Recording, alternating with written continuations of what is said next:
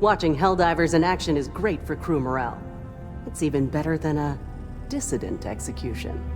The bots are proof that if you put enough ones and zeros together, you can threaten the entire galaxy. 01000001, 01001000.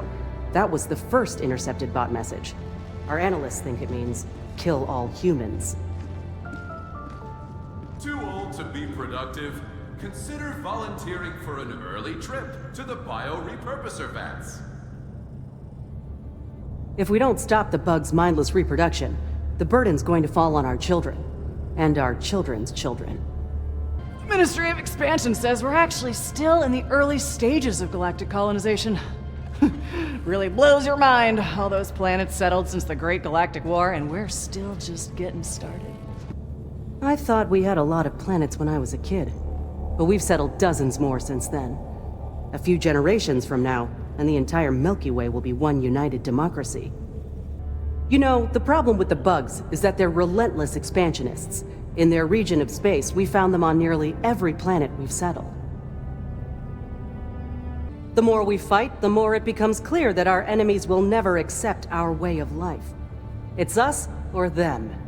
Even though the First Galactic War ended almost 100 years ago, we're still enjoying the freedom those heroes fought and died for.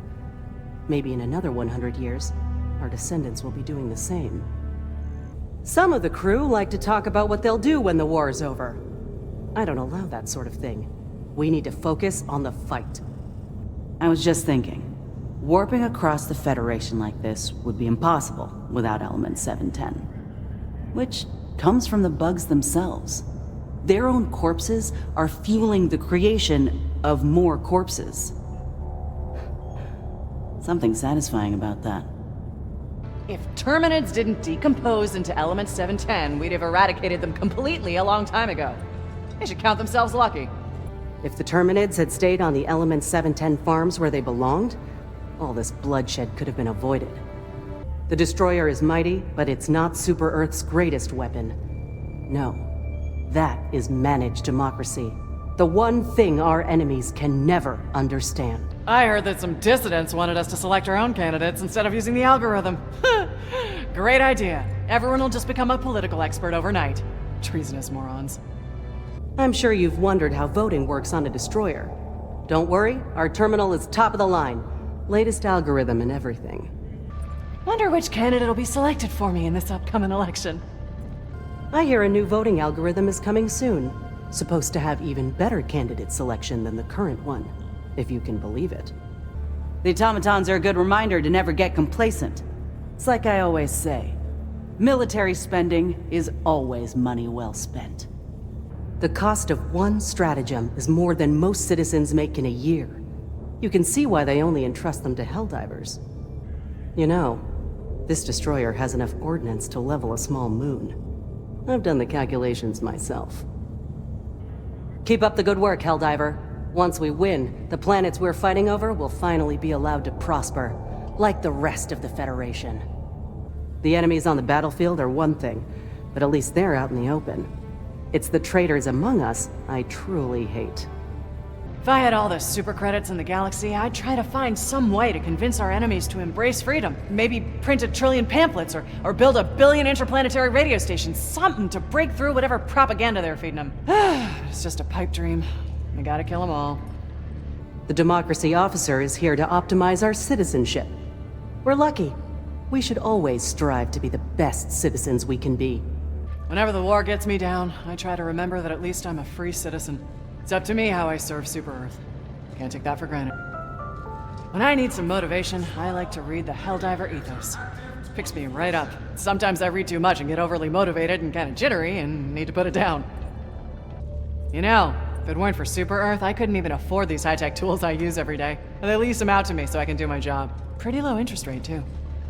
I remember when I was a kid, they sold stickers in the Freedom catalog that were these little squish bugs. You put them on the bottom of your boot and it was like you were squashing bugs every time you took a step. Everyone was collecting them, trying to get the rare ones. Man, those things were cool. Long ship deployments are great for saving up. You get the family separation bonus, which more than makes up for the bunk and chow fees. Of course, I don't qualify for the bonus since I haven't been approved yet, but once I am, I'll have a nice nest egg saved up. I'm hoping to raise my citizenship level by the time I retire. If I ever have kids, I'd want them to be able to purchase a small pet someday, like a goldfish. Or even a hamster. Back when I was a kid, the local loyalty officer would give us sweets for telling him what was going on with the adults around town. Things they were saying, where they were headed, that sort of stuff. Nice to look back and know you were helping keep everyone safe, even if you didn't know it. Super Earth really is the best place to live in the entire galaxy, isn't it? Sometimes when I can't sleep, I imagine what it would be like to live there. They always told us scary stories about the Illuminate when we were kids. They said if you didn't vote, the squids would come back and eat your brains. And now they really are back. I wonder what they'll tell kids now. You ask me, I don't think the automatons are self-aware. I think someone built them and programmed them to hate freedom. Some new kind of alien, maybe. Democracy's kind of like these machines I work on. Needs regular maintenance to keep running smoothly. And the bugs are sort of like if bugs got into one of these machines. The only thing to do would be to exterminate them. When I was a kid, I always loved All Heroes Eve. The adults would all dress up as bugs and ring our doorbells, and we'd have to fire 3 shots in the air and say, "No fascism here, insects!" At the end of the night, they'd reenact the Battle of Liberty Peak, and we'd all get cake. I earned a few more citizenship points the other day.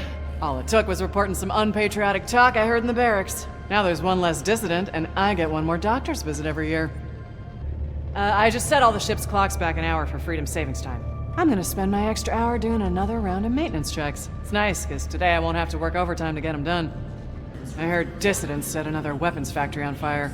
They didn't take responsibility, of course. Tried to blame it on working conditions. Tell that to the 27 dead patriots and their families. Our ancestors fought for the liberty we have today, and now we're the ones doing the fighting. Kinda makes it proud, doesn't it?